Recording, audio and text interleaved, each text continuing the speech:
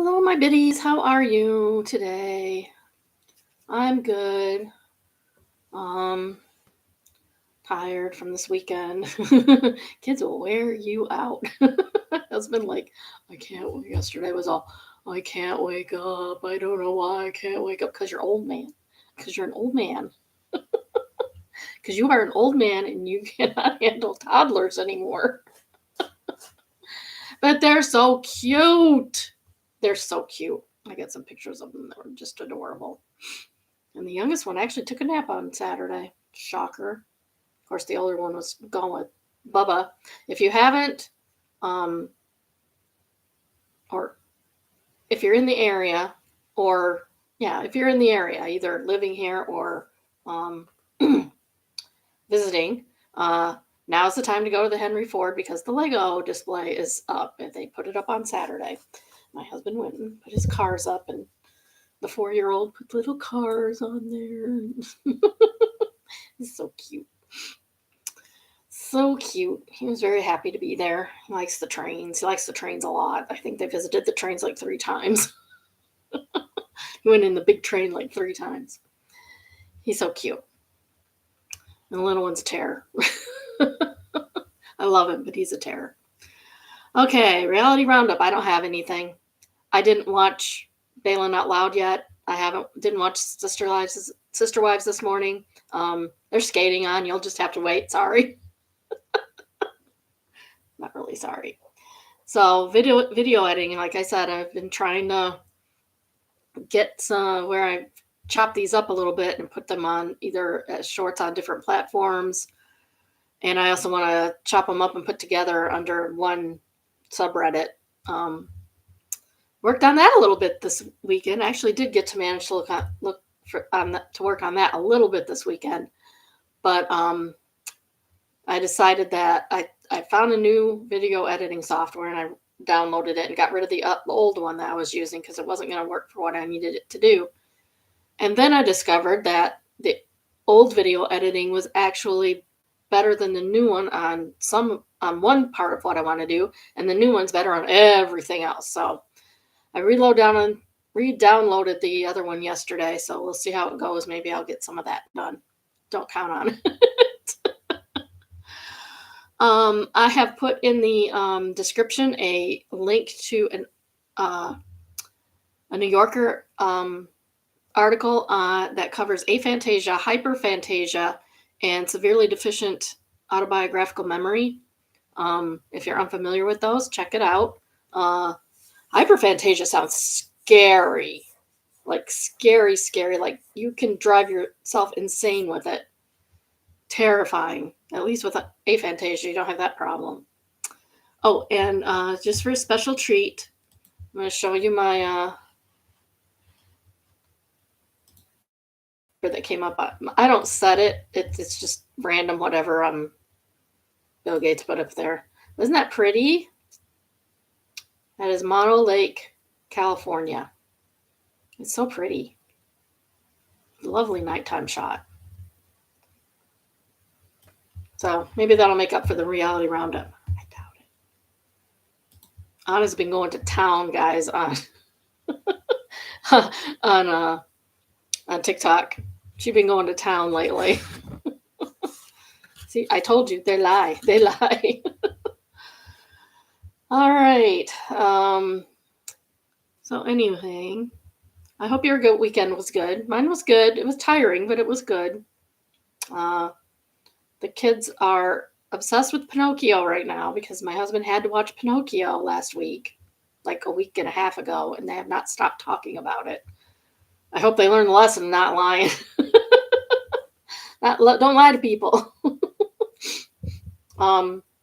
If you haven't checked out the live action one that from 22, it actually is pretty close to the original animated Disney version. Has Tom Hanks as Geppetto. It's pretty good. We liked it. The boys liked it. They're asking for the real one. The real one. We want to watch the real one. They're cute. All right. Anything else? Anybody got anything going on that they would like to discuss? Hi, Lauren, baby. I love you. I know you miss the boys. They're so cute. You'll see them Saturday after Thanksgiving, I think. Hopefully. Love you too. I guess we'll start with Petty Revenge. It's entitled Mom Ignored Me Asking Her Not to Announce My Birthday at Restaurants. My brother and I are both the kind of people that don't like to be the center of attention. For our birthdays, we would go out for our dinner, and our mother would tell the servers it was our birthday, so they would come to our table. I assume they just used our, and do whatever the restaurant's birthday song is. We hated this. We would constantly ask her not to do it. She would smile and laugh and say, okay, then do it anyway, and make some excuse about how she wanted to celebrate our birthdays. You can celebrate quietly. It's fine. My brother and I got sick of this, so we started telling the servers it was our mom's birthday on random meals. The servers would come out singing happy birthday, and Mom would look around to see whose birthday it was, only have them come to her. My brother and I kept this up for months. The final straw for her was when we were out for my dad's dinner, and the servers came to her to singing happy birthday. My dad thought it was funny, and my mom finally agreed to stop. Edit to add, this happened when I was a teen in the 90s. It's been over 20 years since anyone in my family has done this to anyone. Well, that's fun. Yeah, some people hate being the center of attention, even for their birthdays, and it's okay. You can celebrate quietly. My boss once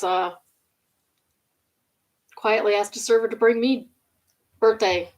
We were out for our Christmas holiday dinner for our little group in our office, and because my birthday is like very close to Christmas, I guess she must have whispered to him that it was my birthday because they came out with a big old, it was at Black Rock, so they come out with the big old thing with sparklers, but they didn't sing, thank goodness. The top comment is from CP Dina.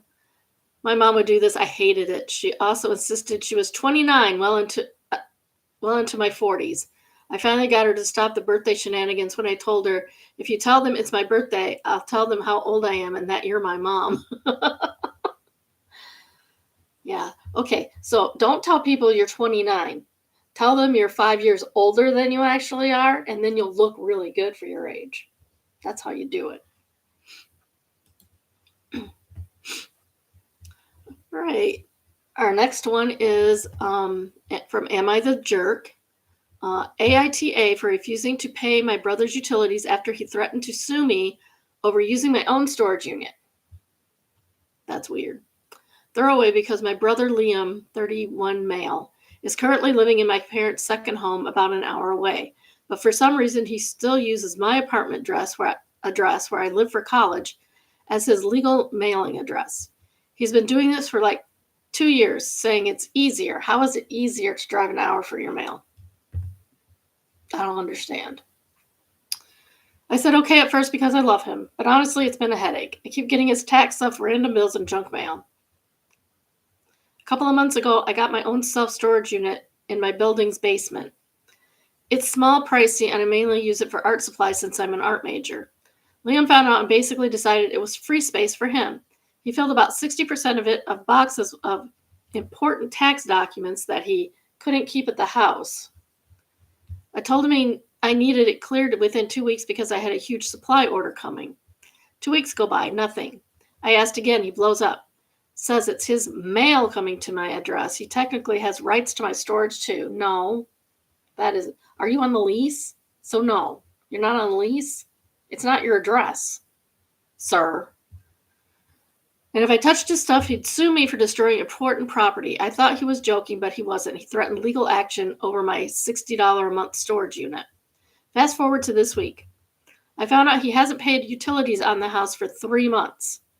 My parents asked me to cover the $700 bill to help him out. When I told them no, when Liam called, I straight up said, you threatened to sue me over storage unit. I'm not giving you money.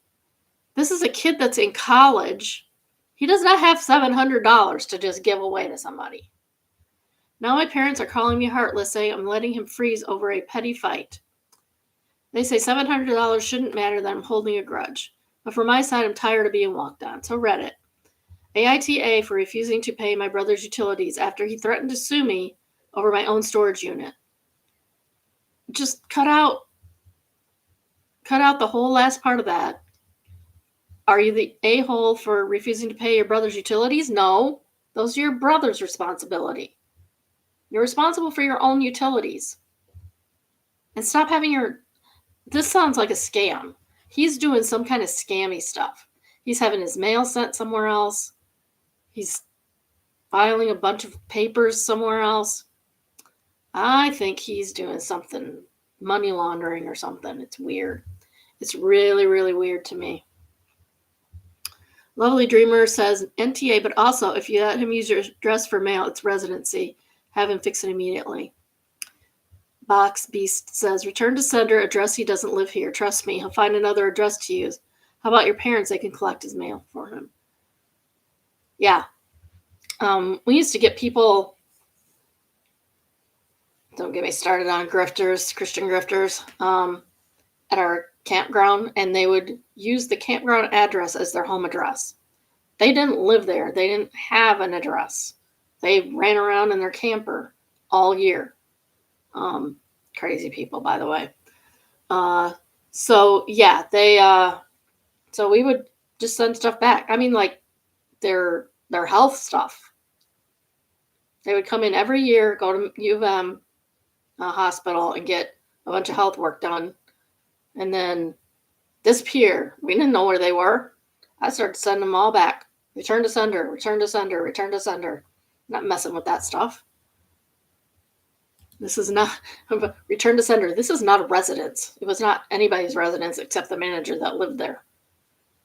And I think even he used a P.O. box. All right, our next one is entitled people. Entitled cousin ruins his life after a family reunion. My 31 male cousin, 30 male, who I will call Jake, has always been considered the favorite of all the grandkids because of how our grandparents would always do stuff, especially for him. The reason why they only spend time with him is because he lives 5 minutes from them, whereas the rest of us live in different states, me being furthest at a 13-hour car drive. None of us know where this entitlement comes from. Even Jake's parents have called him out on his behavior, but it doesn't change. So to the story. My grandma passed away 10 years ago. My grandpa is getting up in age, 92 male, but still amazingly healthy despite it. Good for grandpa. That's awesome.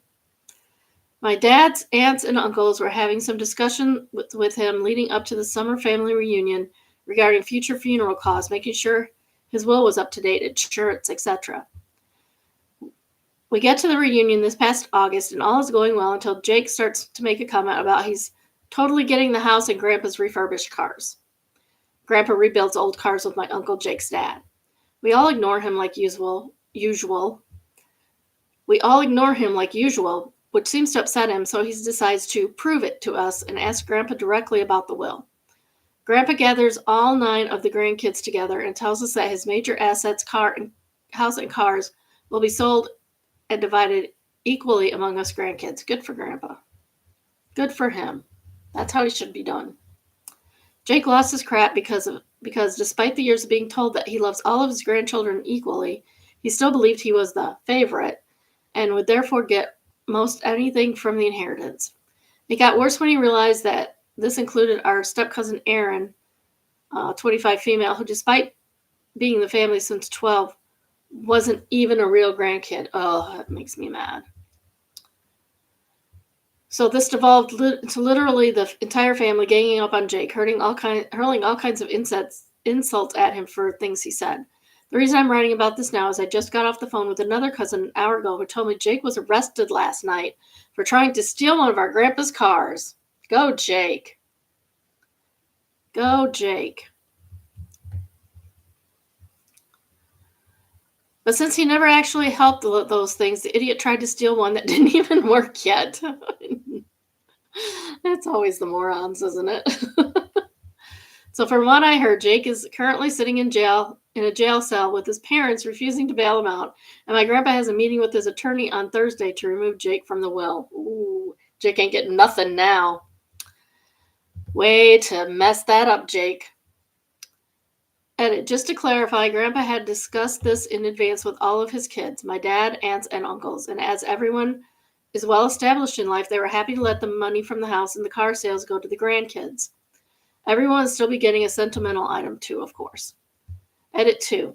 None of us know why or where Jake gets his ego from. He's a college graduate, had a great job working for a local mining company. His parents are honestly my favorite aunt and uncle to hang out with. He doesn't do drugs, and he's the kind of guy to nurse a single beer for an hour and call it a night. I don't know what's wrong with Jake. Does he have a brain tumor? I hope not. I hope Jake doesn't have a brain tumor, because that's pretty wild. Jake is favorite by proximity. It's because you're proximal to somebody and you see them all the time. It doesn't make you the favorite. I see my son all the time. That doesn't make him my favorite. I love all of my kids, all 6 of them. But he's the one I happen to see the most. He's the one that stops by and goes to the bathroom at my house. Still, that's age 30. This one is taken. Is this one taken? Sorry. Is this one taken? Says, when my grandmother died, she had arranged to give $1,000 to each of the grandkids. One of my uncles threw a tantrum because 2 of the cousins were conceived by my uncle in a sperm donor situation. So tantrum uncle tried to claim that they didn't count as family. What an effing turd. Burned bridges over $2,000. Wow. See, that's a whole different situation. Not even step. They're adopted into the family, or adopted by him at least. That makes them 100% family. Step kids, it depends on the family sometimes, whether they're 100% or 75%, 90%. It just depends on the situation on those ages of the kids a lot. Sorry, I'm shedding. Sapphire Conundrum says, where there's an estate, there's an a-hole trying to get more than their share. Yep, that's true. May have that situation deal with myself soon. Yeah. So hopefully my kids can behave themselves when it comes to our estate. They're all entitled to 1/3 of it. We have different things that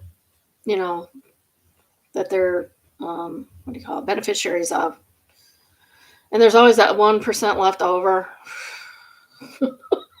So it's like one of them gets 34% here, 33. The next one gets 30, 33, 34, 33. And then the last one's like 33, 34. And hopefully it balances out somehow. I hope it balances out somehow. But one kid messing up like that, not a good situation. Next we have Mother-in-Laws from Hell, entitled, Mother-in-law made a doctor's appointment for my toddler without my consent. I don't think she's allowed to do that. I think that's pretty illegal. Maybe I'm overreacting. Mother-in-law made a doctor's appointment without telling me about it. She called my husband and gave him the information to the appointment date and time. My husband then told me about it, and I was a bit upset. Then a few hours later, she texted me and she said she was just trying to help and hoped she didn't overstep. He was due for his first dentist appointment because he's 18 months, and he was supposed to have one a few months ago when he started having teeth. However, life gets in the way, and so she did it for us. Is this her just being helpful, and I shouldn't be mad?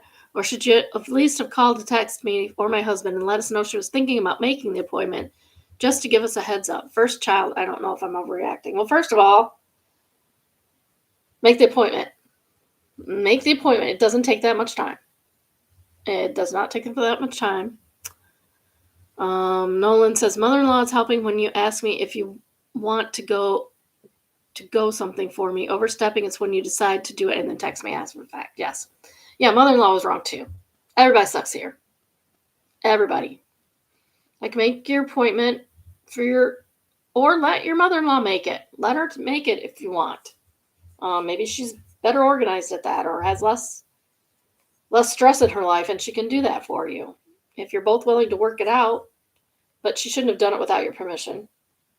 And you also should have made the appointment already. So yeah, you both kind of stink. Both stinky. Our next read is from What Should I Do? I think my professor may be my father. I was adopted days after I was born in a closed adoption straight from the hospital I was born in. I've never met nor seen my biological parents, and neither has my adopted family. I know nothing other than assuming they lived in Bridgeport, Connecticut, because that's the hospital I was born and adopted from. Reasonable assumption. I'm now a senior in college, in a very close-knit specialized program. I've worked with the same professors for years, and most of them are even on a first-name basis with every professor. Since coming here, there was one professor everyone's always said I looked like and joked he may have. Since coming here, there was one professor everyone always said that I looked like, and jokes have been made about that he could be my father. I didn't think much of it, and I wouldn't have said anything that I was curious about my biofam until my brother reconnected with us last year. I decided to do an ancestry DNA test, and I found a match to a first cousin who has the same last name as my professor. Well, that's kind of damning, isn't it? This made me curious, so I checked my teacher's Facebook, and he has a niece with the same name who lives in Bridgeport, Connecticut. He also lived there until he got divorced and moved to teach college. Now I feel weird, and I don't know if I should continue digging or just let it be. Oh no, continue digging. I'm interested. I'm also aware that this could be a coincidence, but I think I'm more scared of what I could find out, so still being cautious about my biological family. You also have to consider that being a guy, he may not even know about you. He may not even know. Update. My counselor helped me reach out to the match, and she got back with me. It is probable that my professor is my biological father, but he only found out recently, within the last year, that he had a child that was placed for adoption. See? See what I said? Nike is always right. He reconnected with my biological mother, who wanted to get the secret off her chest that she had a baby and placed it for adoption without him knowing. He never had children with his ex-wife, who was not my biological mom, and apparently it saddened him that he had a child out there but never got the chance to be the father. Go meet him. Go make an office visit. The match, my biological cousin, told me that her parents started to look without telling him, and she did as well because they knew he would want to eventually and wanted to prepare him if there was bad news on my whereabouts. I don't condone looking on behalf of someone else, but that's just what I was told happened. But the date and location line up perfectly, and I saw a picture of what my mother looks like, which is cool. Oddly enough, I feel a certain kind of peace just knowing the truth, so I don't plan on bringing it up to him until his family can have a conversation with him about it. Thanks for all support. Yeah, that's reasonable to wait until his family, tells him. Yeah, I hope he's not a jerk. I doubt he is. If he's like everybody's favorite professor, he's probably a really nice guy. Dragonfly Girl says, oh, wow, that's wild. If I were you, I think I would have to know. However, everyone is different, and really it's up to you to decide for yourself. If you're concerned it could make things weird in school, you might consider waiting until you graduate to continue digging. Do you have a good relationship with the professor as it is now? And the OP says, yes, he's one of my favorite teachers. He's worked on many projects with me and has advised me a lot in my future career. Oh, this could be really sweet. Avenging Insanity says, it's kind of sweet if true. He still somehow managed to have a guiding hand in your life without either of you knowing about your potential biological connection. Oh no, this guy's totally her dad. This guy's totally her dad. Wow. All the best, OP. I hope you and your father do connect. I wonder if there's any updates.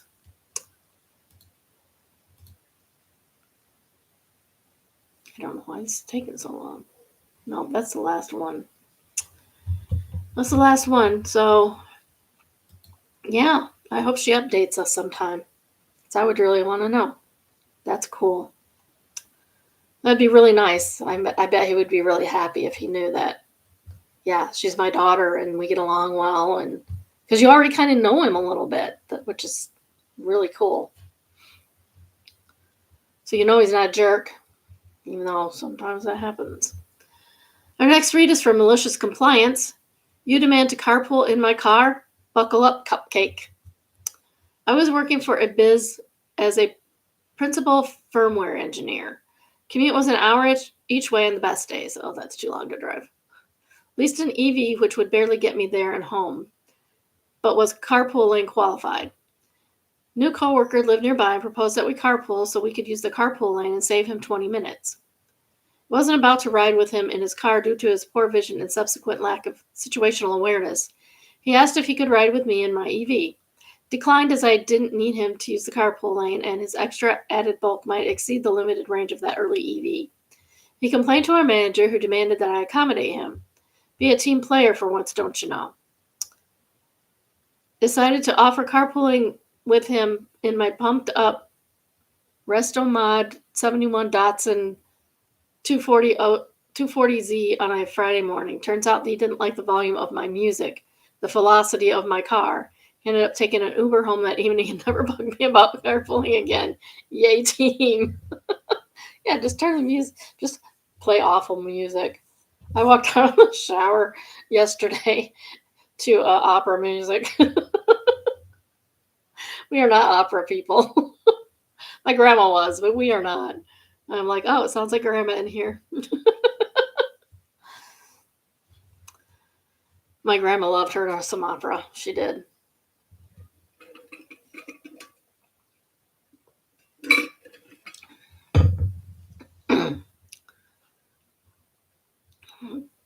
H. Tired says, I don't see how a manager could demand that you include a coworker in your commute.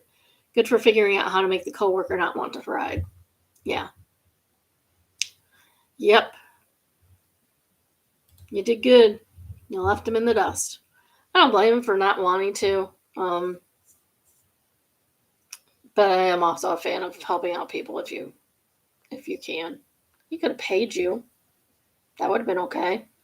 You gonna pay me like half of what it's gonna cost you to go? Because you'd save 50% still in 20 minutes. Our next subreddit is AITAH. AITAH for telling my boyfriend I'm not going to be anything like his mom, and if he expects that, we should break up. No. I am 24 female. My boyfriend is 25 male. This past week, we flew to his hometown. His grandma passed away, and we flew there to stay for 4 days. She does not say how long she's been seeing this guy. I don't actually have anything bad to say his mom. She's very sweet, warm, welcoming. My boyfriend is number 5 of 13 children. The youngest is not even a year old yet. Yikes. And he's number 5? That's worse than my husband's family. His family home is huge, very clean, and everyone seemed great. The issue I have is she always has been a stay-at-home mom. While we were there, she was busy, constantly busy. She did everything. She basically streamlined his dad's life. He doesn't have to do really anything at home. She cooks, she cleans, she looks after the kids. She even does his laundry and ironed everything. His dad really didn't do anything at all. Apparently, she takes care of the yard and gardens. All he does is maintenance. She also gets up before he does and makes his breakfast and lunch and gets everything ready for him. So all he has to do is grab it and go. Yeah, she's a much better stay-at-home mom than I was. I was tired. I was too tired to do that stuff. He said once the kids get old enough, they will have their own chores and stuff, but she did serious amount of work. Deer. There's a deer outside. Sorry, I get distracted. His dad owns some sort of contractor business. Oh, so his dad's working all the time. Contractors have to work all the time. As soon as he walked in the door after work, there was food on the table, and no one was allowed to eat until Dad sat down and ate his first bite and told Mom it was good. Well, that seems a bit much. Sorry, that ain't happening. The meal she cooked was absolutely massive. There was enough food to feed an army. She was cooking most of the evening. It was very good, but holy crap, it was a lot. I asked him if this was special because of the guests, but apparently she always cooks enough to feed an army. Well, she has an army. It's probably all she's used to. Lunch was pretty much whatever was in the refrigerator he wanted. Breakfast was also a massive meal. I have no idea what time she got up, but it was a big breakfast. Does she really do that every day, or just on special occasions like this? Because I do make extra effort if I have extra people in the house, but My kids got cereal in the morning, not gonna lie. We're not big breakfast people anyway. None of us are. The family did at least clean everything up so she didn't have to clean, but holy crap, I do not envy her. Now there you go. I would cook a lot more if people clean up after me. I could make a big old mess. When we were on our way home, my boyfriend was talking about his family and basically saying how much he loved the way they live. I told him I'm absolutely not doing all of that. I don't want to be a stay-at-home mom. I have a career I love. I absolutely will not be streamlining his life. I expect basically 50-50 lifestyle. I'm not doing everything for me. He acted like he understood, and he didn't expect me to be exactly like his mother, but he did expect me to be home more if we had children. I basically told him that if he wants a stay-at-home mom, we should break up, and he can find someone else who feels the same. That's reasonable.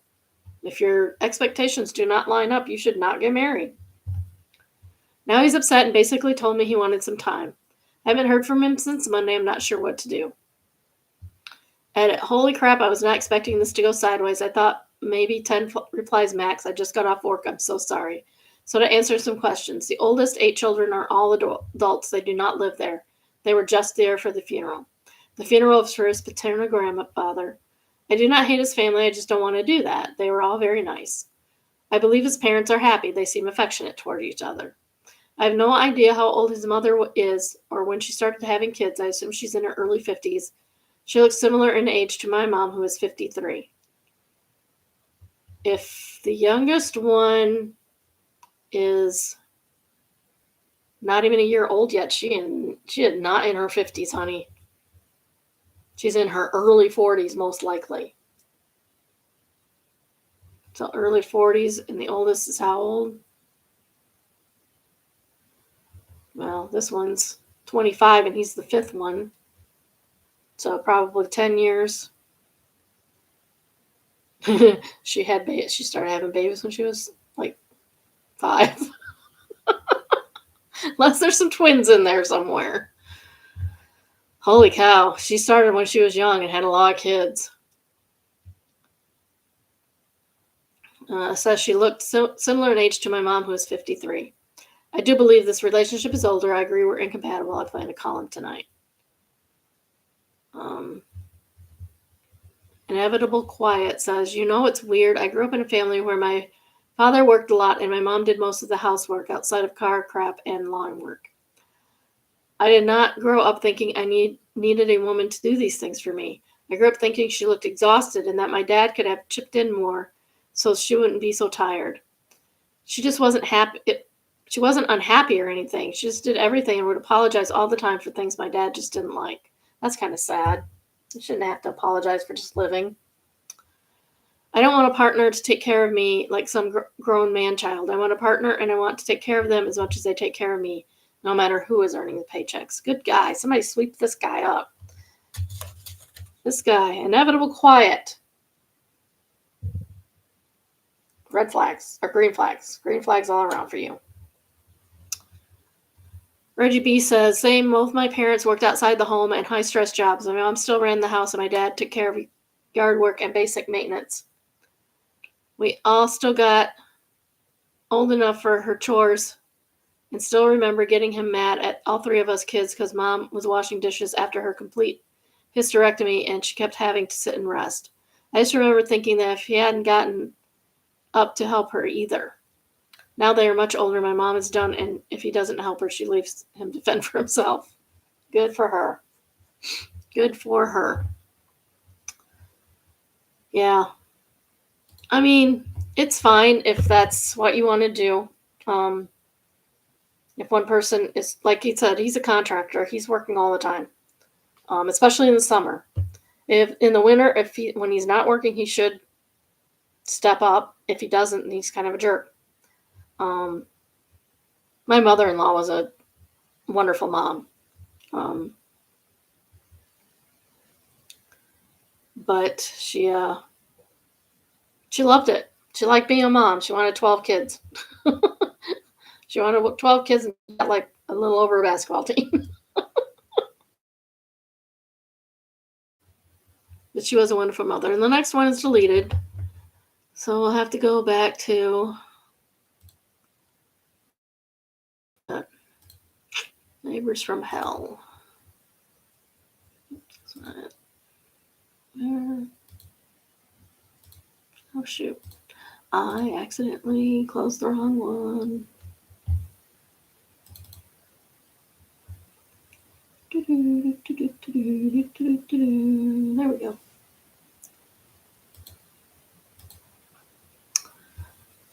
So, I'll try this one.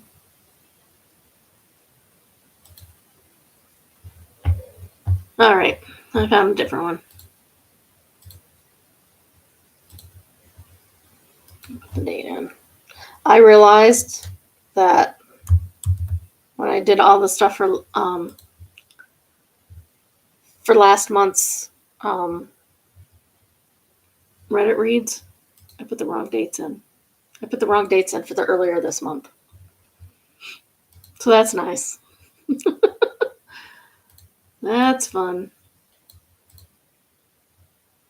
The original was potential lawsuit 5 years later, but the user deleted it.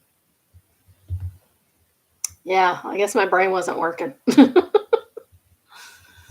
was not October. It was November when I did that. I'm a goof. All right, this is from Neighbors from Hell, entitled Post Neighbor from Hell Medical Emergency. Okay, this is a wee bit different. My neighbor was a neighbor from hell.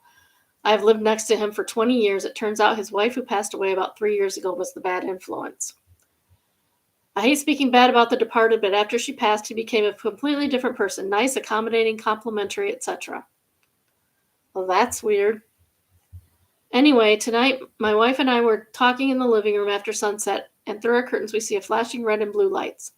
We live in a small cul-de-sac, so this is not common. I run like a bat out of hell to find local fire and rescue pulling up to my neighbor. His niece, whom we have never met before, is running out in tears saying he cannot breathe. They go inside and assess, and I'm still outside. My wife tells me not to go over there despite medical training. Instead, I walk over to the niece, who is in the driveway panicking on the phone. I asked what's going on with the neighbor, and she said he was having trouble breathing and had not eaten in 2 days because of this. Think whatever deity or power you believe in that she was there. I see them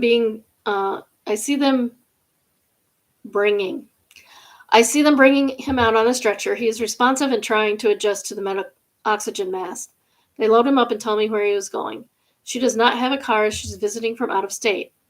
I tell her not to worry, I got you. Her phone was about to die, so I go to my place, get her a brick and cable, and then get her to my car. My wife was also there for comfort and to let her know that we would get her to the hospital. Good neighbors. Thank you.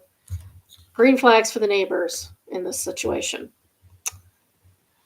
She asks for a cigarette and I give her one. I know, filthy, stinking habit, but she's 34 and I'm 51. Still a dingus, gross. We get her in the car and book to the hospital. Get there and the paramedics are still outside. I ask them a few questions. From their responses, I don't believe he's in immediate danger. That's good. We go inside and the front staff asks for his info. I know his name and address and nothing else. His niece doesn't know date of birth. She asked me if I can take her back to the house and find ID and keys to secure the house. We do this and get back to the hospital. Both trips, I try to engage her. Talk to me, breathe. Look at the Halloween decorations, anything to keep her brain from spiraling. By the time we get to the hospital in the second time, another aunt, neighbor's sister, and her husband have arrived. I leave her in their hands, knowing she has not eaten anything today, which was something she noted on the drive over the second time. I would have gotten her something to eat, but I thought it paramount to get her back. They have my card and phone number. I hope this turns out well, but we have not gotten an update. I hope he's okay. I hope he's okay too. And it's so nice of you, especially after you were so ill-treated for so long, to be so nice to this man and his family. Good for you, OP. Good for you. You are not neighbors from hell, sir. Okay, from Benign Existence, we have conversation overheard at the office. Black pants guy, looking sharp. Polka dot tie-down Hawaiian shirt guy. Polka dot tie Hawaiian shirt guy says, yeah, thanks. Black pants guy, what's the occasion? Polka dot tie, Hawaiian shirt guy. I told my 60-year-old if he got straight green reports for a week at kindergarten, I'd let him pick out my clothes. Good for you, Dad. Polka dot tie and a Hawaiian shirt. Awesome. Did you know that at the GM Proving Grounds on Fridays during the summer, they get to wear Hawaiian shirts if they want? That's fun. That's a good, well, they wear jeans every day, so that doesn't matter. But they get to wear Hawaiian shirts on Fridays. And in the winter, they wear, what did they wear in the winter? I forgot what they wear in the winter. They wear something different in the winter, hoodies or something. I can't remember.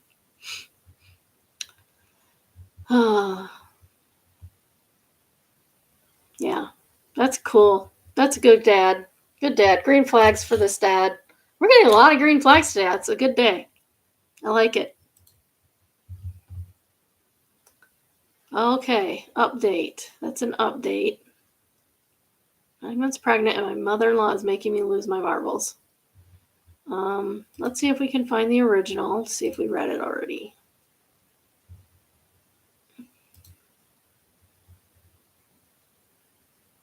Okay, no, we have not read this. This is wild. All right, this is from Just No Mother-in-Law. 9 months pregnant and mother-in-law is making me lose my marbles. Lose my marbles in capital letters. All right, so it's just PowerPoint points. When she found out I was pregnant, told me I would make a wonderful vessel for her grandchild. Ew, that's gross. That's so gross. Keeping in mind she already has 15 other grandchildren. The only topics she cares about in regards to pregnancy is how my husband will make a great father. Why do you think I married him? And that I'm breastfeeding. I can't tell you a single time she has asked how I'm doing, but boy, does she love to talk about breastfeeding. I can relate. I try not to talk about it too much. Called my husband to ask if my milk came in yet. Okay, that's a bit much. And told him to tell me to use an abrasive washcloth to chafe my nipples before the baby arrives. No, that's not going to help you. Don't do that. Husband just feigned stupidity on the phone with his mom. Sent me a 4-paragraph text about how she wishes we were closer and that she tried not to become too invasive. Too late. Too late. She used the winky, and then there's a winky, 2 winky faces. She used the winky face, not me. Thankfully, my husband is amazing and realizes that his mom is wacko, but seriously. Ember Cream says, wonderful vessel. Everything mentioned here that she does is making me gag a bit. I'm not even involved. Jesus Christ. Yes, indeed.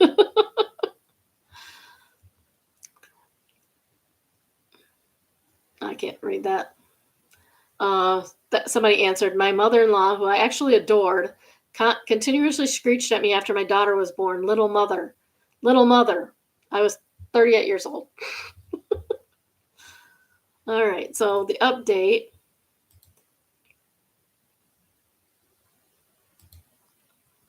There we go.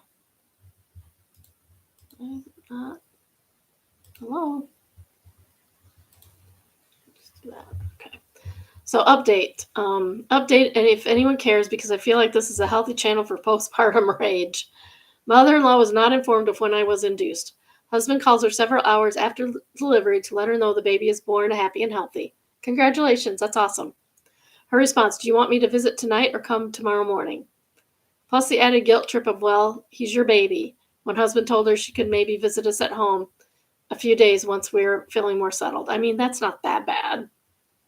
That's not that bad. I thought I would be charitable and do a good deed. Sent her a text. Texted her a pic of husband and baby snuggling. This was the line of questioning commentary I received from her.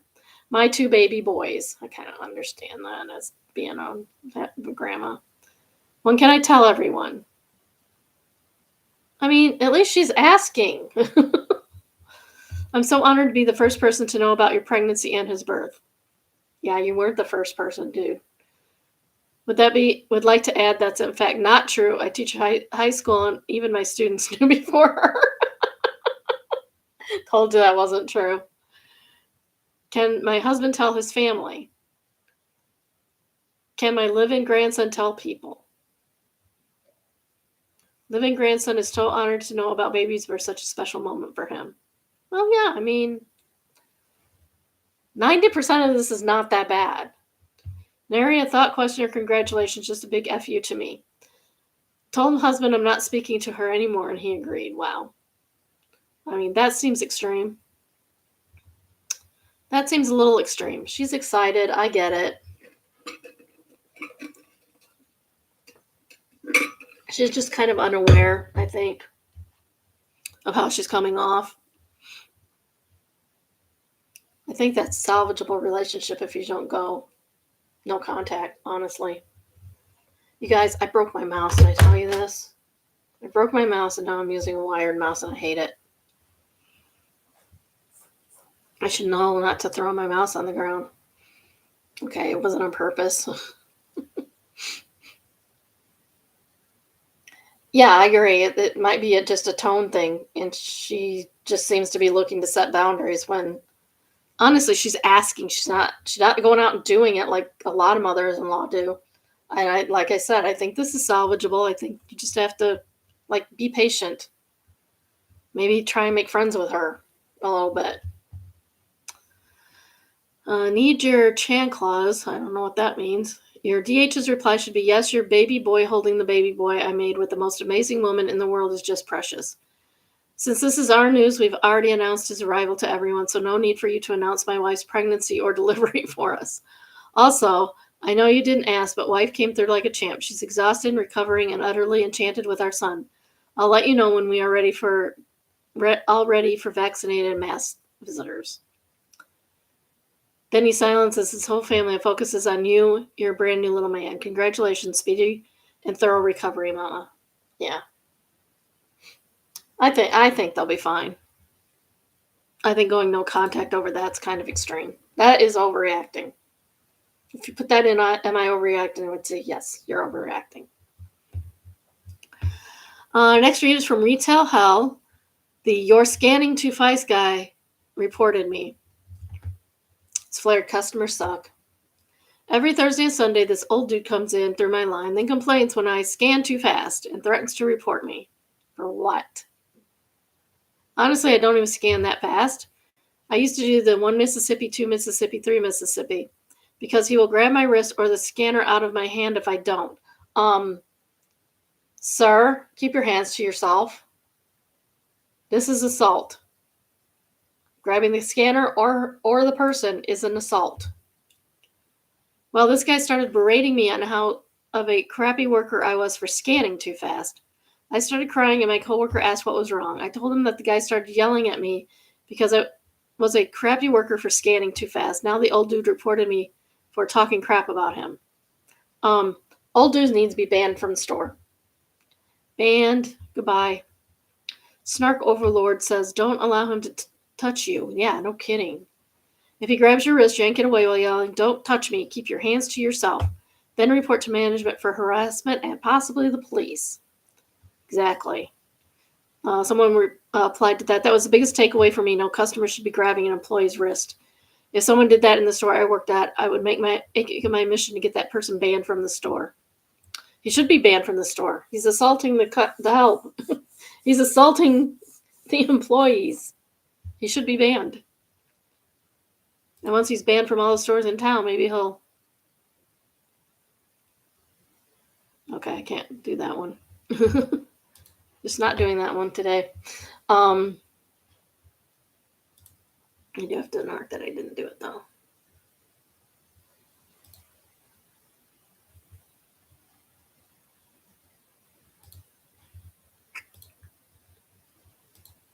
I know what my marks mean.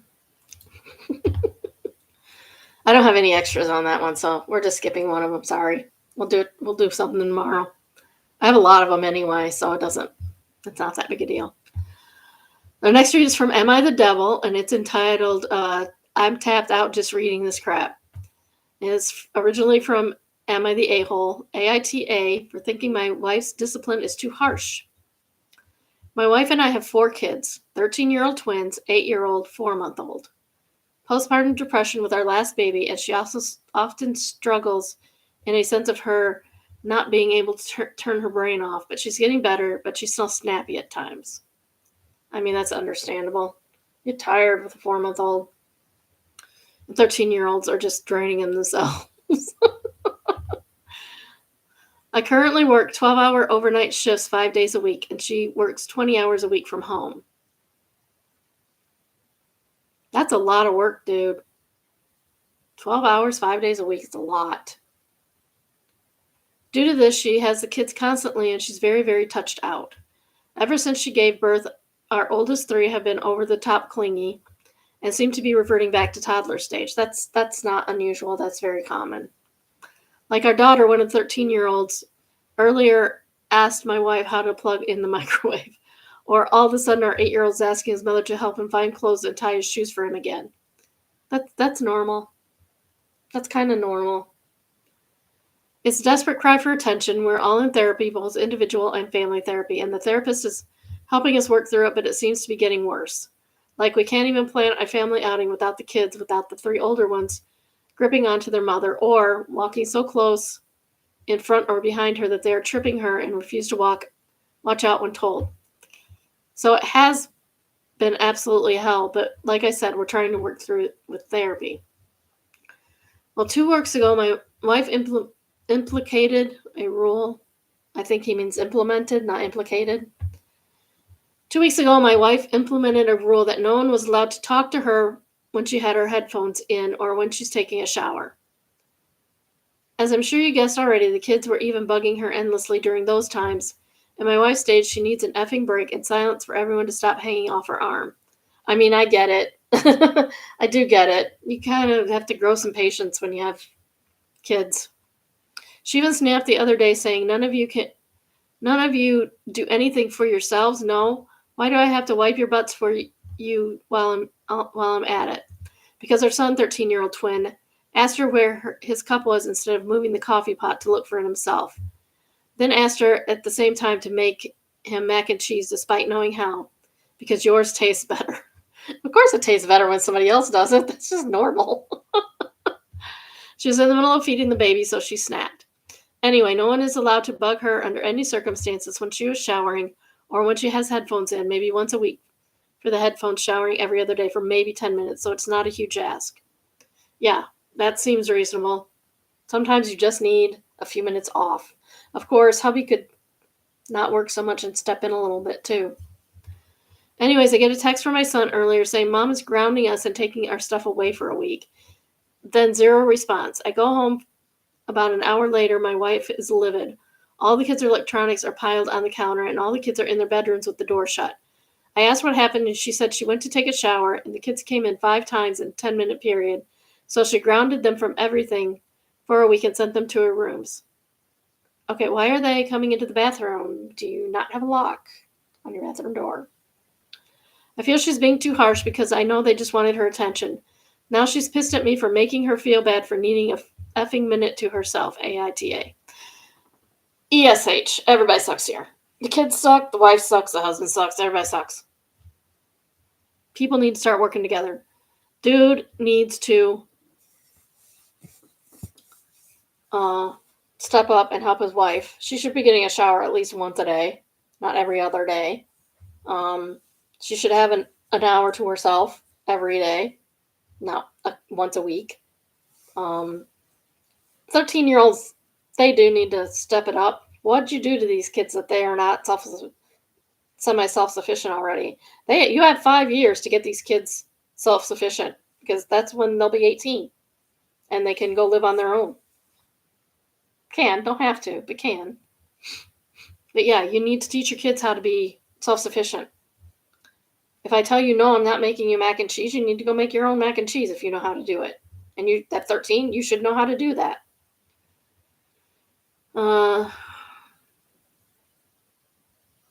Susan Davy Jones says, dude, once a week she gets to wear headphones and she only gets a shower every other day. This man is failing his wife. She's not She's not wrong. Susan's not wrong. Frary. I think she didn't know what to name herself. Frary says if the kids want attention, then he can give it to them. You have to wonder what else has been going on that the older kids are acting like this when mom is looking after an infant. Heck, the 13-year-olds could be helping out more around the house, watching the baby while mom gets a chance to shower. Exactly. Difficult regret says the kid was 13 and he can't find or look for his own cup or makes boxed macaroni and cheese. And somebody answered, who's going to teach him? Mom's tapped out and dad works all night and sleeps all day. Yeah, exactly. Dad needs to get a new job, probably. One where he's not working all the dang time. 12 hours, 5 nights. Oh, that's crazy. That's an insane amount of work during the week. Nobody should do that. It's not healthy, and it's not sustainable, and it's not good for your family.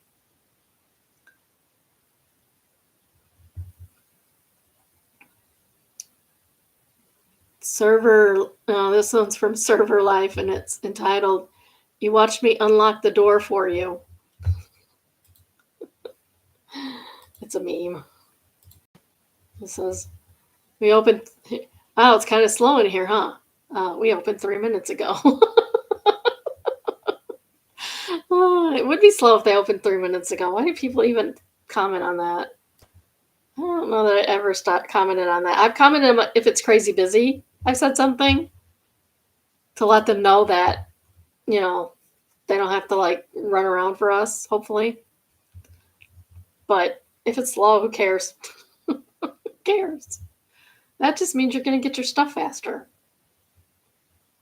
and be on your way faster. Expectation versus reality. My parents' 50th anniversary, 70th birthday cake. And my mom gave the baker the pictured napkin and asked her to recreate their cake. That's another one where I get to share. So this is supposedly the inspiration for the cake. It'd make a cute cake. I can see that. Oh, that's actually very good. They did a good job. Very nice cake. I would eat that cake. That cake looks yummy. That cake looks yummy. I like it. All right. If you haven't already, please like, subscribe, and turn on your notifications. I try to go live at least 4 times a week, usually about noon Eastern time. If you have a story of your own or come across a good one in the wild, please email us send us an email entitled subscription.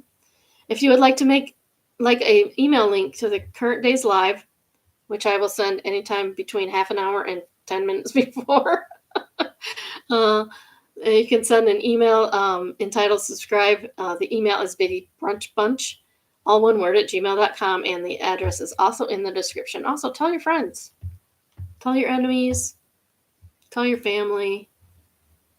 Hopefully your family is not an enemy. Okay. Our next read is from Zillow Gone Wild, and it's called Public Nuisance Flintstone House. And I don't know, that's kind of cute to me, but I'm weird. You like it? I like all the dinos. I was talking about William, the 4-year-old, envisioning something the other day, and he said he was envisioning dinosaurs. There's a Triceratops.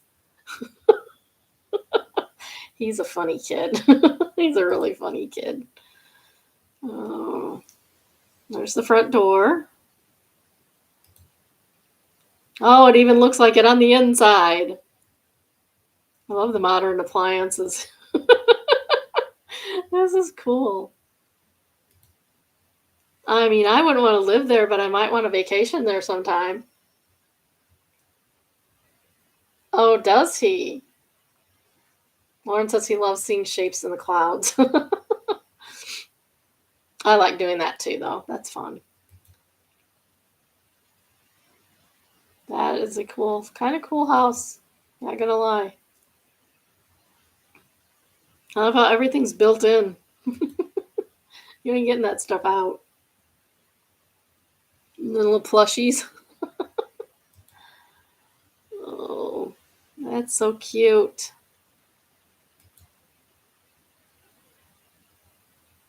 Yeah, patio in the back. Nice big window door wheels. Nice 2-car garage. It is kind of ugly on the outside. It's kind of goofy looking, actually. It doesn't look like a cave on the outside. It looks like some sci-fi thing.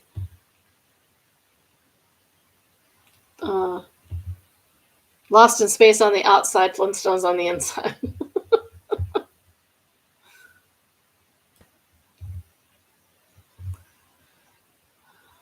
Okay, this one was removed by... But I noticed that one, so I have a new one. Or rendition of a child's cartoon. Well, it is a children's cartoon house. What do you think the Flintstones were? Actually, it was on during prime time. It was like The Simpsons. But we watched after school. But it's bad. Lauren says, but it's bad. Oh, that's funny. You're funny.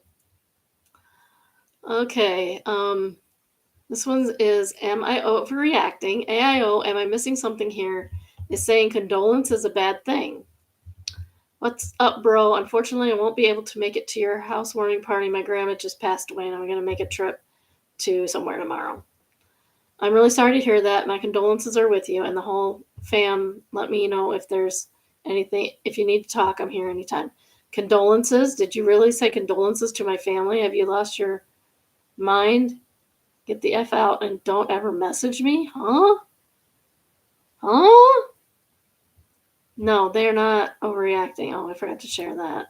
Sorry. I'll share it again. Like, what answer is this? What is this? What does this supposed? Do they not understand words? Because I don't understand them. I think you need to have a talk with your friend about words. I'm having a housewarming party tomorrow as soon as I moved into a new place, and I've invited most of my close friends and family. One of my friends in the screenshot messaged me saying his grandma unfortunately passed away, which is really sad. Condolences to you and your family. She had been in the hospital the past week, so I was aware of her condition. But this has just left me shocked and baffled. All I said was condolences, and I'm not sure why this flipped a switch. Pretty sure he has blocked my number and calls as messages are not going through. Mox Folder says, oh yeah, they're completely misunderstanding the word, and not for a joke. I'm sorry and I apologize mean the same thing. Dimitri Brown. Oh, sorry, Dimitri Martin. I'm sorry for your loss. Move on. Yeah, you're going to need to explain what condolences means to homie. My bet is he thinks it means congratulations. Oh, that could be.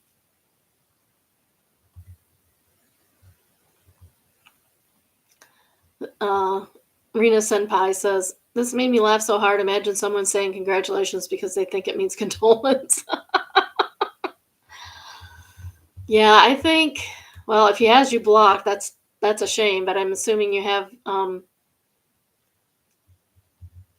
incoming friends and can have one of them talk to him about what condolence means. Jeez, dude, come on. People are weird. Don't use such big words.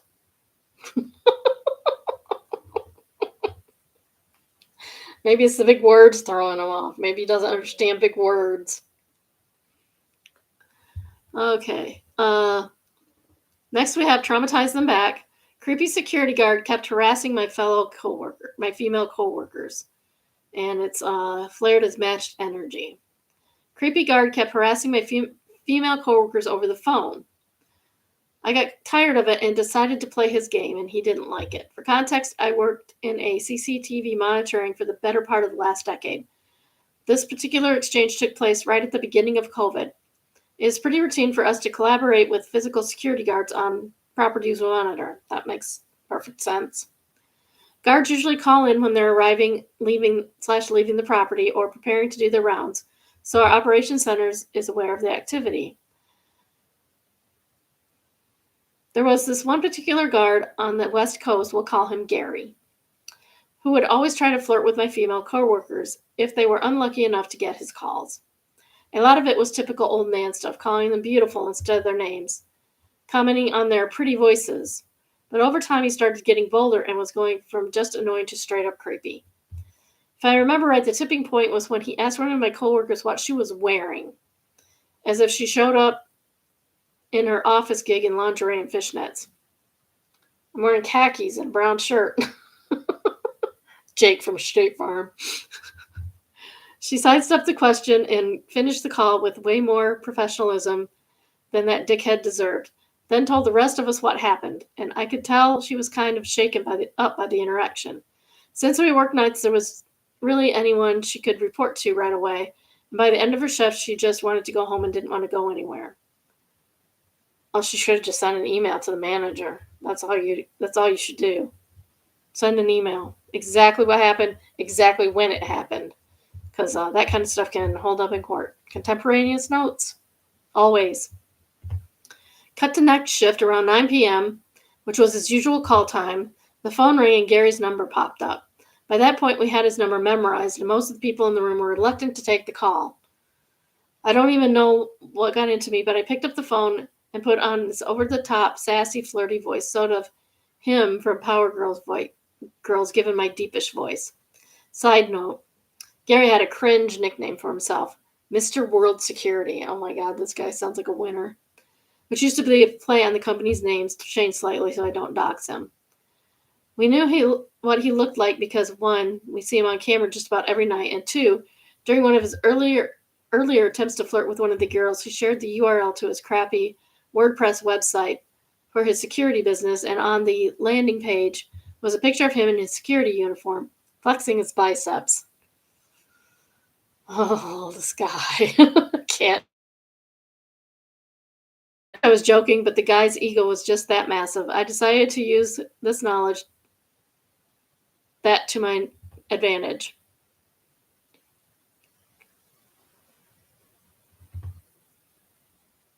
I don't know, but he sounds like he's in his 50s.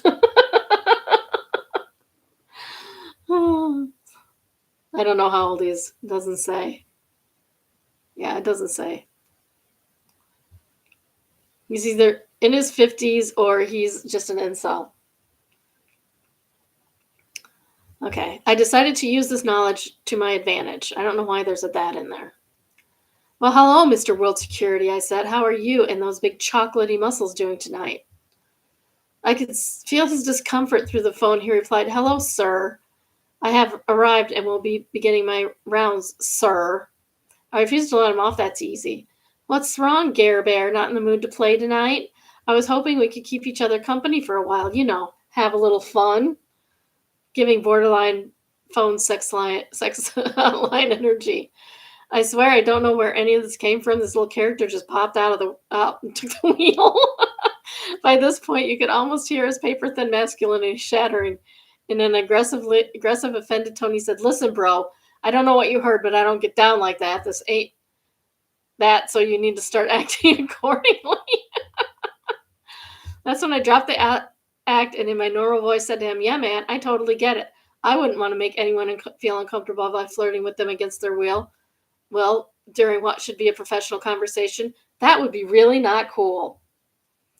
He went quiet for a bit and just said, okay, I get you, understood. I told him to have a good night and hung up the phone. After I hung up, I looked around and realized the whole room had been listening in on the call. We all just kind of looked at each other and smiled before the room erupted into laughter. A few of the women even thanked me. I bet that's true. This is not an everybody clap moment. This actually happened. He called back later in the night, and the conversation is short, concise, and professional. It pretty much stayed that way until our contract with that site ended a few months later. It's been about 3 or 4 years since that night. I've since been promoted out of direct operations, but every once in a while, someone in the office will greet me with, Well, hello, Mr. World Security. In that sassy voice, I still get a good laugh out of it. Long story short, some people really can't stand the taste of their own medicine. Update. Thank you guys for all the love in the comments. I really didn't take into account how universal this experience must be for women in the workplace. Most men don't. Most men don't, and they need to start. I'm glad my post could bring you a bit of catharsis. I help manage this company now, and I'm very clear with the employees about my open door policy. I have zero tolerance for mistreatment in any capacity and do my best to make sure the environment is safe for anybody that walks in the door. You guys reminded me why this is so important to me, so thank you. Yeah, that's cool. That's a cool story. Ruby Tech says, I, even at old lady age, have what is considered a fairly sexy voice. Sorry. In those rare occasions when I have had men, it's always men. Make off-color comments, I drop into the stern old lady voice and say, son, I am old enough to be your mother, grandmother. Do I need to come over there and smack you with my cane to make a point? They usually drop out of the voice chat. I'm mostly talking to gamers, not professional spaces in your case, and will probably talk crap about that Bush Ruby text. Sometimes getting at the age where you have 0 F's to give is actual superpower. You did great, Mr. World Security. Late External says, a good friend of mine was a helicopter pilot in the Army who retired after like 25 years of service. She later got a job doing presentations for other veterans on how to use VA benefits. In one of those, she began talking, and a guy piped up with pilot sexy voice. Apparently, the air traffic controllers had all had a nickname for her. The OP answers, what a way to find out you have a nickname. Her voice must be pretty distinct, though. Wow. Adventurous Nonsense says, I have a very young-sounding voice. When I still worked phones in my late 20s, early 30s, guys would regularly ask me how old I was because I didn't sound a day over 16. And this would be after all the usual flirting, calling me beautiful and sweetheart instead of my name, complimenting my voice, asking me random personal questions between their actual questions. You know the drill. It was so gross because they were very, very obviously wanting me to be a teenager. That is disgusting. Men, stop. Stop. Grow up. Please. Stop thinking little girls are sexy. And Megan Kelly, I'm looking at you too. If you know, you know. Next read is from our confession. I do private security for rich international students when they go out partying, and most of the time they don't even know I'm there. That sounds like an interesting job. I watch these kids who are loaded and far from home when they hit the clubs. I don't stand next to them or act like a bodyguard. I'm just there in the background, making sure crap doesn't go sideways. Most of them have no clue how easy it is to get into trouble. I've stopped some close calls with people getting way too drunk or unwanted attention. They never notice me. I'm doing my dang job right, but sometimes I wonder if they even give a crap about what I do. Well, if they don't know, how can they give a crap? Honestly, dude. But thank you for doing that. That's a good job. Alternate Fox says, my brother-in-law used to do this. He worked for an Arab prince of some kind whose son went clubbing and used to get in fights just to flex the fact that he had paid security and they would have to save him. This coupled with the fact that my brother-in-law found it tedious to stay out until 5 or 6 a.m. at clubs with his coked-up prince made him quit.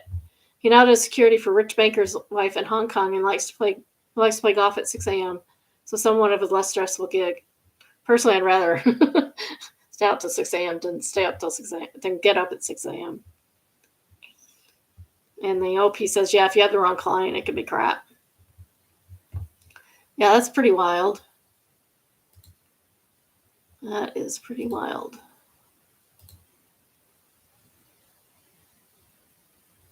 Okay. Sorry.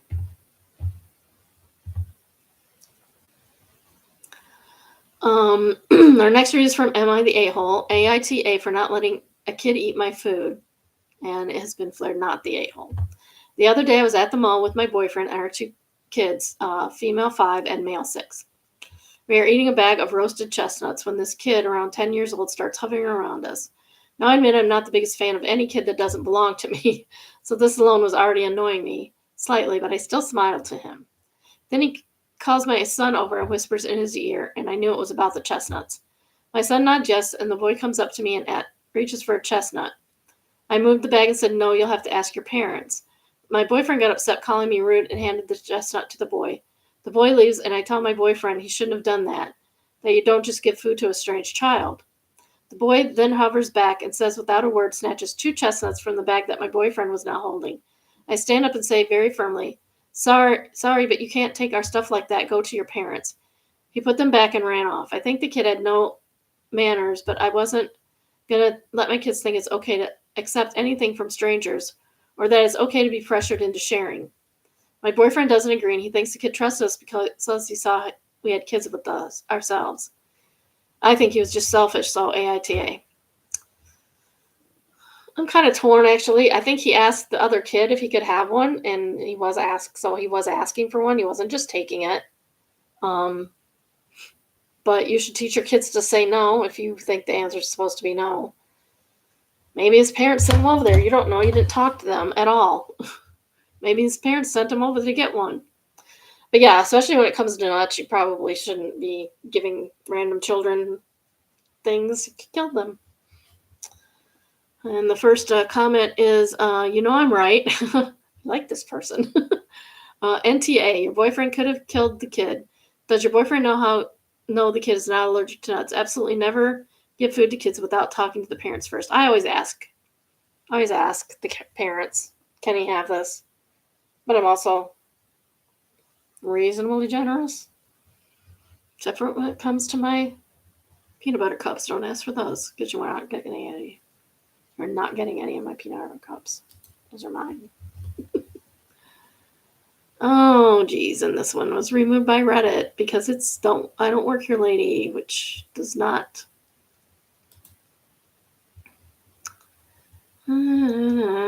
Which is taking entirely too many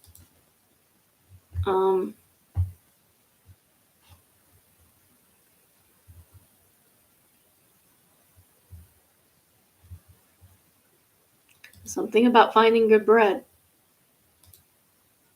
So I don't know why they did that. It's kind of annoying. Oops, that's not the right one. Let's see if we can find another one that will actually pop up for us. Okay. That's an ad. Why do I have an ad?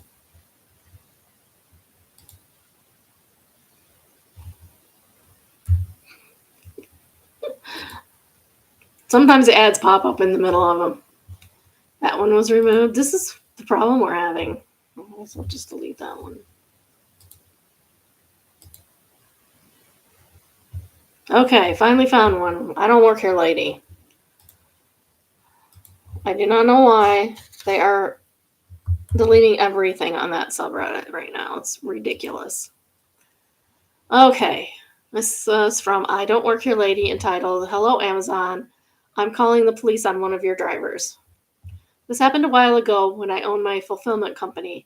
I had just hired a marketer to do Google ads. Our bread and butter was Amazon sellers that shipped us their product from manufacturers we would bundle and label to be shipped to Amazon warehouses. We are targeting Amazon keywords, which is how this lady got our Google ad. Well, this is the fulfillment company. What can I do for you? Lady, is this Amazon? Me, no, but we ship to Amazon. Lady, your driver just ran into my mailbox. I want compensation. Me, we aren't Amazon. Lady, you just said you were Amazon. Me, I said we shipped to Amazon. Do you think Amazon has a local area code and answers on the second ring? Lady, I'm calling the police and you're going to pay for this. Me, I think calling the police is a great idea. Have a nice day. After that, I told my marketing guy to change things up. Well, at least it wasn't, worse. Amazon drivers do get the police called on them occasionally for no reason. People are weird. But do they really think they were calling Amazon? I mean, you can call Amazon. I've done it.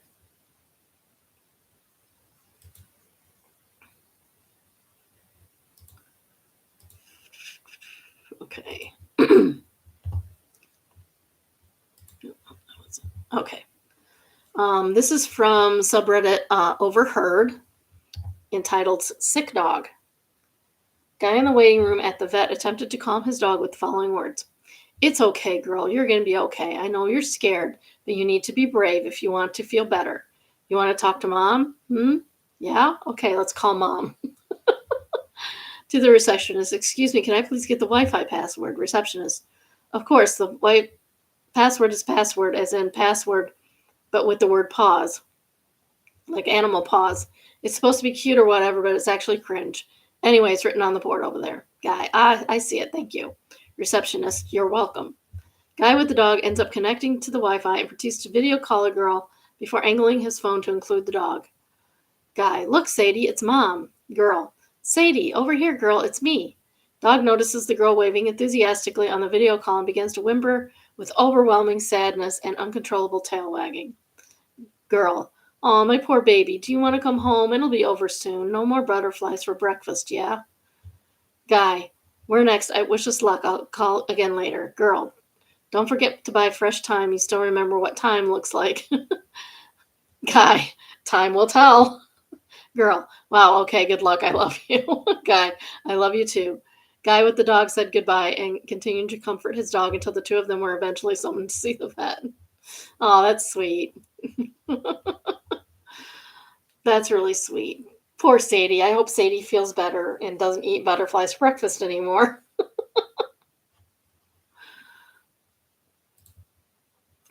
Drew off my chest. I've been hiding my best friend's mom for 15 years. When I was 17, my best friend and I, both stupid teenagers, were driving back from a concert. He fell asleep in the passenger seat. I fell asleep for a second behind the wheel. We hit a tree. He died instantly. His mom came to visit the hospital and hugged me, told me it wasn't my fault. She said she forgave me. I couldn't handle it. I stopped visiting. I ignored her calls. I couldn't look her in the eye knowing her son was dead because I blinked too long. She still sends me a birthday card every year, 15 years later. No note, no signature, just thinking of you. I don't know how to face her. I don't know. She still forgives me. At first, she wants to forgive herself. It doesn't matter if she forgives you or if she wants you to forgive yourself. I think you should contact her. She clearly does not blame you for this, or she still wouldn't be sending you cards 15 years later for your birthday and thinking about you on your birthday. What could be better? What could be a better outcome for this? There are so many people that would be completely bitter and hateful about this, and she's not. Accept her. Accept her. Apologize to her. Accept her. And now I want to cry. Panic Furry says, as a mom, it would kill me to not lose only my child, but their best friend to such a tragedy this way. Please, please take the time to go tell her you think of her child often, that he lives in your memories. I guarantee she is just waiting for you to come back around. You're likely the only one who grieves in similar levels as she does. You both deserve to hear from that. By this username put a heart and said we kind of said the same thing. Yeah. Prestigious Trouble says, even if you can't go write her a letter, let her know how much her son meant to you, how much she is meant to you. Thank her for the cards. Tell her about your life. You can't bring back her son, but you can give her back another link to him. And Zabby Gale says, yes, this is so important. My boyfriend was killed in 2006. I've kept in contact with his mom after all these years. She was the only person besides his siblings and dad that I was able to grieve with. I went over to their house about a year after he passed and went through his sketchbooks and cried and hugged and cried some more. I was borderline suicidal for a while after he died, and she talked me off the ledge. It's scary at first, but they need to be around someone that loved them as completely as they did. It's been so healing. Yeah. Yeah. You need to go talk to your friend's mom. Go see her. If you can't go see her, at least call her, send her a letter, something. She clearly forgives you.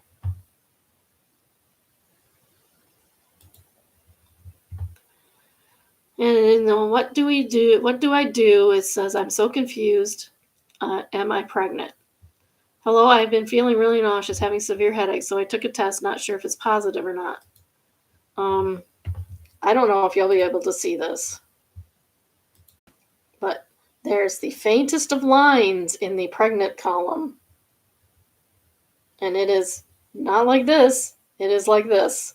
So yeah, lady, you're pregnant. You are pregnant. That is how pregnancy works. You're just barely pregnant, but you are pregnant. I hope that's a good thing. Congratulations. Maleficent Mixture says, I see a faint line in the test window. Remember that any line in the window means pregnant. Might just be too early to have a dye stealer. I test again, but I'd say it's positive. And Animal, Anniemal Planet. Animal Planet says, yep, to me this says I do it again tomorrow. Expect a darker line because you're pregnant. Yeah, that's a line. And Separate Stomach says, make sure to use the first pee in the morning to do the test. That's when your urine is most concentrated and less likely to be a false negative. And yes, you can have a false negative. You're very, very, very, very, very rarely going to have a false positive. I'm sure it can happen, but it's like almost nil. So, congratulations. Our next read is from Entitled Parents, entitled Parents at Comic-Con Telling Me and Another Leia Costume Cosplayers Shame for Us on Our Costumes. I've been to several Comic-Cons and have never had anyone say negative anything about a costume I've worn. I've been to several Comic-Cons and have never had anyone say anything negative about any costume I've worn. Today, I picked my Leia cosplay of the costume she wore at Return of the Jedi when she was captured by Jabba the Hutt, which had never been in any issues before. And if you've ever been to a Comic-Con, it's a costume many wear. If you're unfamiliar, it is a very skimpy costume. It's very skimpy. But you're at Comic-Con. What do you want? People wear that at Comic-Cons. It's not that unusual. Walking around with my husband and my friends, a little kid no more than 4 was walking by with his parents. Says, this woman is half naked. Yeah, he's 4. He learned that from his parents. That's not something a 4-year-old says out of the blue. His parents are overly parenting in the way of, what do you call it? Purity. These are purity culture parents, probably. I don't think anything of it because the exact costume is exactly how Leia looked in the movie. If you don't want to see half-dressed women around, I advise you to not go to Comic-Con. Not everybody has your level of modesty. That's what the word I was looking for. Not everyone has your level of modesty. And in those places, people do dress what some other people would say is immodest. I don't care. As long as you're covered, I don't care. The mother catches up to me and says, how dare you wear it? There's kids here. Don't bring your kids then. I noticed her cross around her neck and simply said, clearly you've never seen Return of the Jedi. This costume is perfectly allowed. Plus, I'm not the only one wearing cosplay like this. She tells me she doesn't watch movies with sorcery or witchcraft. Why are you at Comic-Con? And I'm the 6th person she's seen in the costume as well as she plans to contact the con when she gets home to tell people the costume should be banned. Oh, this overly, probably Christian nationalist person should stay home. I told her the con will tell her to mind her own business, and as long as the costume isn't revealing anything it shouldn't, then the costume is perfectly fine to wear. She then storms off, shielding her kids' eyes. Something tells me she will contact the con, but they're definitely going to tell her what I told her about how long as I don't show anything, and I'm perfectly fine to wear my costume because she doesn't have any proof how my cosplay looks. This lady cray. Not the one that wore the costume, the other lady. Little Miss Christian. Like, don't go in public places if you can't handle being in public. What do you do at the beach? Or do you just not go? Because you shouldn't be going to the beach if you're going to act like that.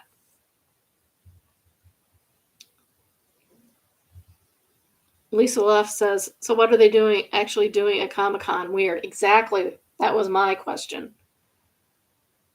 And OP answers, probably there for any other fandom, or they're probably not part of some devout Christian group looking for trouble at Comic-Con. That would be my guess. And She Leo says, I'm curious what the fandom actually is. No magic, science, probably scary, etc. Either therefore the kids wanted to go there, or there's a husband who tolerates her ridiculousness. Yeah, but somebody answered, or the OP answered, Comic Cons don't just tend to Star Wars fans. There's a lot of fandoms. Marvel, DC, Harry Potter, and all of those have magical, or what'd she say? Sorcery or witchcraft elements to them, especially Harry Potter. She shouldn't be there. Don't go to places that you're going to feel uncomfortable at.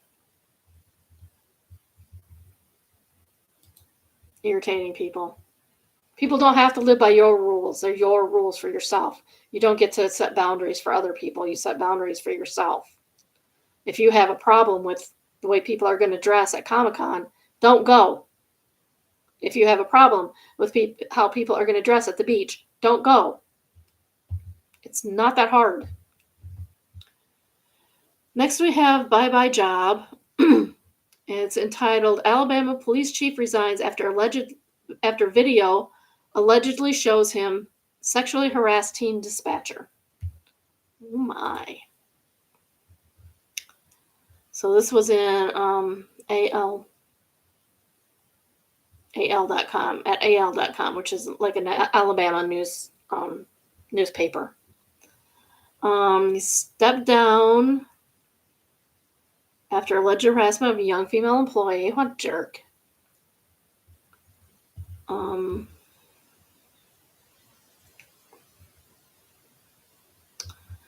Police department is saying, the city is saying that they take all reports of employee misconduct seriously and respond promptly and thoroughly, which it does sound like they are. Said the investigation is administrative, not criminal, because the dispatcher was 18 years old. They're barely an adult. But you shouldn't be sexually harassing anyone at work. Stop doing that.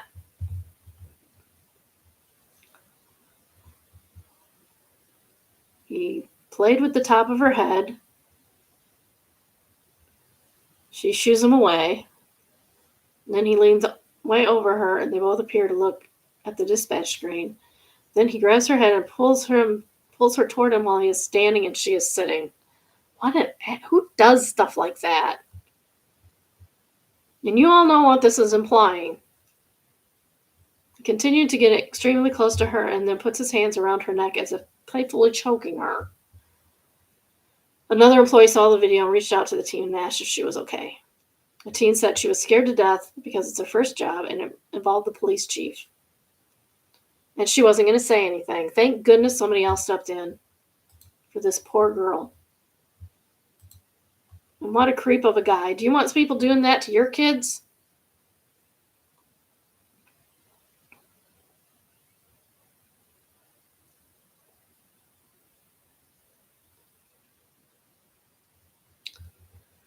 So, top commenter is from Endless Drift, and it says he was only there for 4 months.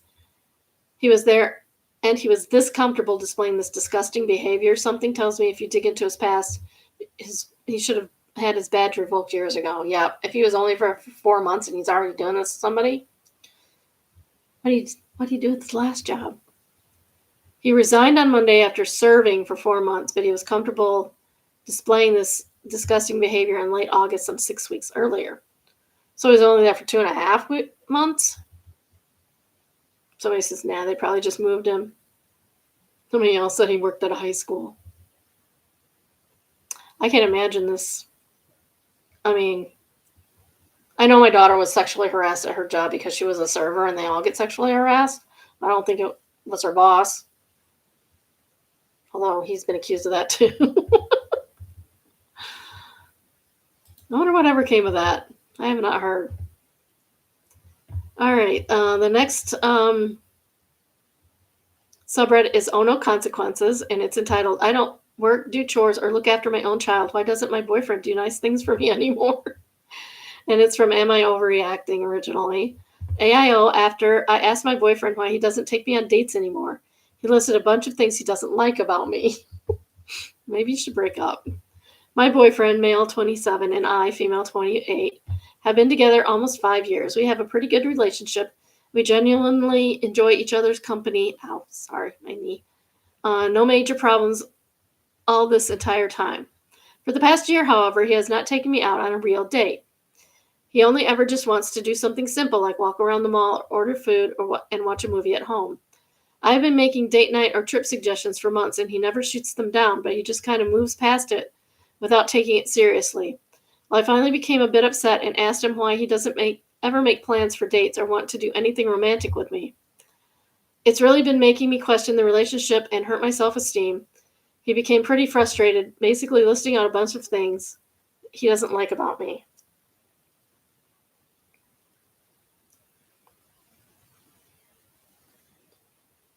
So, my daughter says about her ex-boss, he was a little sketchy sometimes. Well, yeah, we know that. He was a little apologetic to the accused. The accused or the accuser? He'd slip up on occasion and usually apologized.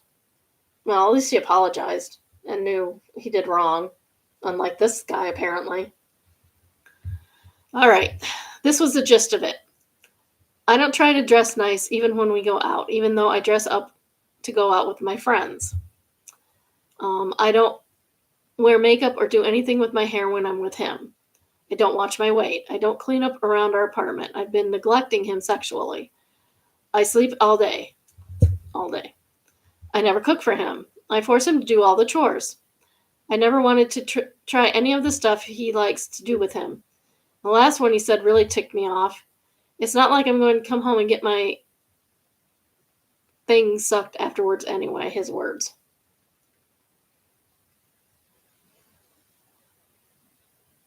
Oh, okay. Gotcha. So it's like he was more apologetic to the accused than with the victims of the sexual harassment. I get what you're saying now. I don't know how to feel. Haven't been speaking much since. I feel so hurt, especially about the weight comment. I have been struggling with my weight, and I'm about 40 pounds heavier than when we started dating. During this relationship, he's gained more weight than me, more like 100 pounds. But he started working out about 2 years ago, and he's in great shape. This has been an insecurity of mine for a while, but this is the first time he's ever made a comment about my weight before. I just feel completely crushed by how little he thinks of me and how I'm really not sure if this is the end of the relationship. Everything he said just feels shallow, like he only cares about my looks and my body. I love him, but I feel so hurt by what he said, and I'm not sure how to process this. I just need some advice. I mean, is any of this true? Because we don't know. If you've stopped making an effort for him, maybe he stopped making an effort for you, and you guys need to go your separate ways.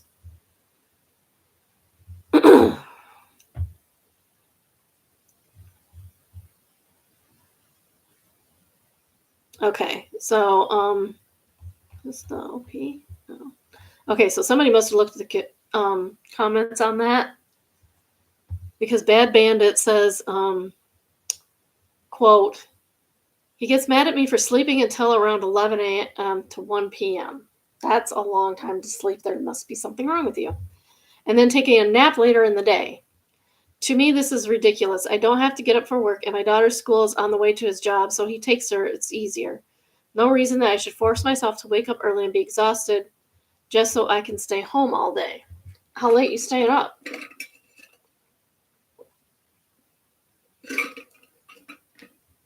I mean, even when I was a stay-at-home mom, I didn't sleep all day like that.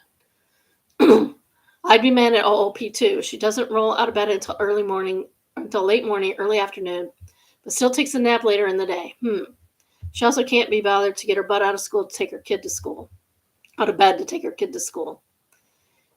Quote, even if I don't help as much as I could with the chores and the cooking, I think that the way he makes it seem like I just make him do everything because I'm cruel.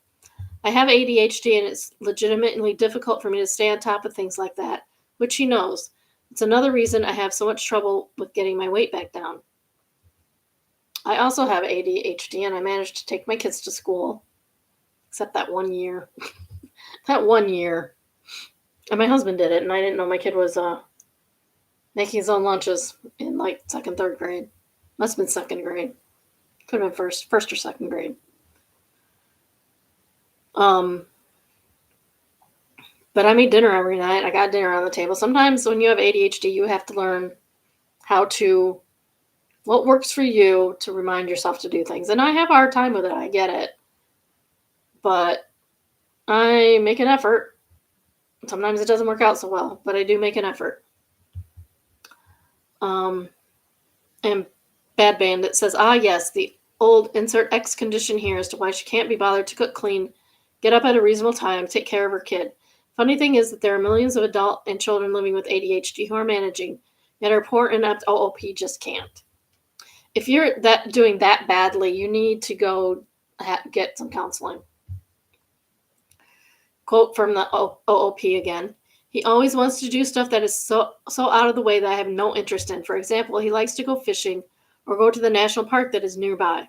I absolutely hate that kind of stuff, so he and my daughter will go. And then I'm left alone home to sit by myself. Boo frickin' who. I've asked him to try and figure out more interesting things for us to do, but it's always something that I just have no interest in. Like he got upset when I didn't want to go on a 4-hour-long train ride just to sightsee. Okay, OP, either you need to go with him and do something you're not interested in once in a while, or you need to come up with things to do. Or you break up. Bad Bandit continues, she sounds utterly delightful. OOP's boyfriend is at least making an effort to be active and explore the area. To be fair, I'd love to ride a train somewhere. I don't care how much for fishing, but I do like the outdoors. As long as I can bring my camera, a day on the lake sounds like a good way to make some memories. I hope he's ditched her by now. If you don't want to go fishing, take a book. Read a book. Take a podcast. Listen to a podcast while they're fishing. You're still there. You're still semi-participating. What says, and nowhere does she say she makes any effort to suggest activities for them to do and that she'd like. It's all on him to figure out it for her. Yeah, exactly. She's not even willing to go on the outings he plans just to spend time with her own daughter, much less OOP. If it's not interesting enough to her, she'd rather stay home and sulk. The fresh air and exercise would do her a lot of good because it's the kind of thing that creates energy and boosts your mood and could snap her out of her crazy cat-like sleeping cycle. She's an absolute slug. I really hope she's moved on. I really hope that she doesn't have depression because this is giving me depression vibes. Bad Bandit answered, yeah, I remember my roommate's best friend, boyfriend, now husband of 26 years, was a huge fisherman, still is. Got her to go fishing with him a few times, and voila, she liked it. He nagged her good-naturedly at me to join them. I don't fish, but I do like being on the lakes. He was like, bring your camera, bring a book or crossword puzzle, bring your sketch pad. Exactly. Those were some of the best mornings, afternoons of my life. We'd shove off from the landing, find a spot, drop anchor. Sometimes we'd tool around across the lake to a little store or bar or something to eat, drink. Got sunburned a few times. Also got drenched once or twice, but it was fun. Yeah, exactly. I like fishing personally, but I also bring a book because it's kind of boring. But, yeah, my husband has no desire, so I don't force him to. But, yeah, if one of you is like an avid fisherman, then you should both go. You should go because he might drop off the boat and die someday. If you're not there. Just saying. Because that's happened. All right. Here's a mildly infuriating, comically bright exit sign in the room we're staying in. And it is kind of ridiculous. I would be so mad. It's like they're living in the red light district. Why is this even here? I'm so confused. Like, that's wild. At least it's not blinking, I guess? I don't know. I would not be happy. I would be asking for my money back. To the top says that's bright enough to be the exit light for a military bunker. Wait, is that what you're saying? Oh. Holy cow. All right. Now we have Best of Redditor updates. An update 3 years later. I'm moving out tomorrow. Husband doesn't know I found out that he's having an affair. And original post is August 31st, 2022. Titled, I'm moving out tomorrow. Husband doesn't know I found out he's having an affair. When I found out about the affair, it devastated me. I'll be gone tomorrow when he gets home from work and he has no idea it's coming. The top comments are Leather Assistant says, I'm so sad to hear that. I hope things go the way you planned. Good luck, mate. Update post October 1st, 2025, over 3 years later. My update is not exciting, but I, 39 female, did receive some supportive comments, so I wanted to post one more time. Truthfully, I forgot about the first post until I tried to make an account for something else and got a message that my email address was already used for an account. My update is that I'm now divorced. It has been a month since my divorce became final. I moved out when my ex-husband, male 39, was at work the day after I wrote my first post. In my country, you have to be separated for 1 year before you can get a divorce. Personally, I think that's a good idea because so many people do back and forth, and you really need time for a break before you move on. And especially if you have kids, it's hard on the kids when you move on too fast, too. Too fast for them, not too fast for you, probably. Then my ex-husband dragged the process out for 2 years because he didn't want a divorce, even though he was the one having an affair with a colleague. I moved out because my ex-husband inherited our home before we met, so I wouldn't have any right to the divorce. I had to leave. I haven't seen or talked with my ex-husband since I moved out, and I don't plan ever to. So she did the whole divorce without talking to him. Good for her. During the divorce process, my solicitor communicated with his, even though my ex-husband wanted to see me and explain. I didn't care to confront him about the affair. Didn't get any details or hear whatever explanation he was going to give. That's fine. If you don't need the explanation, you don't need it. Explanations are for you, not him. Divorce is only no fault, so the affair made no difference during the divorce process anyway.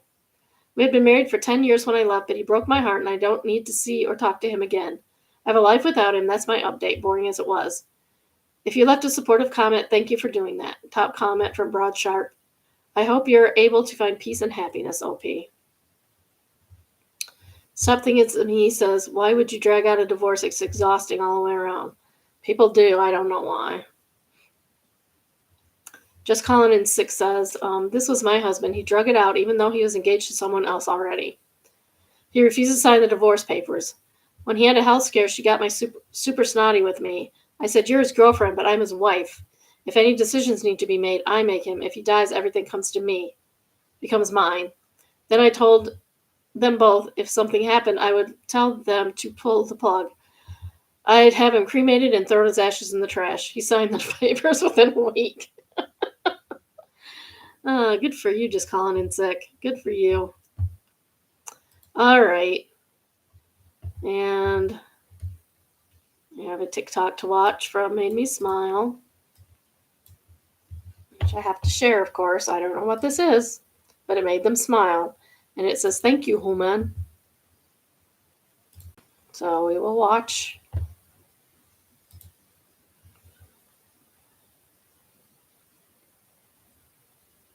Aw, what is it? Oh, it's a little possum. It's a little scared possum.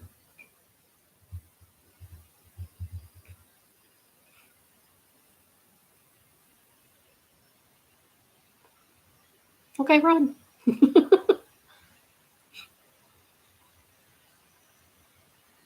He doesn't look mad about it.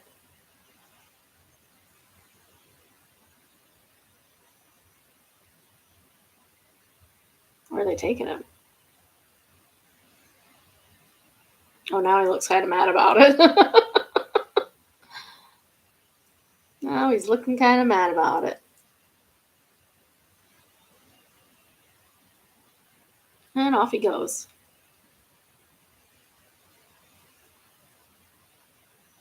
That's so nice. That is so nice to do that. All right, that's all for today. I hope everybody has a good day. I will be back tomorrow. Just saying.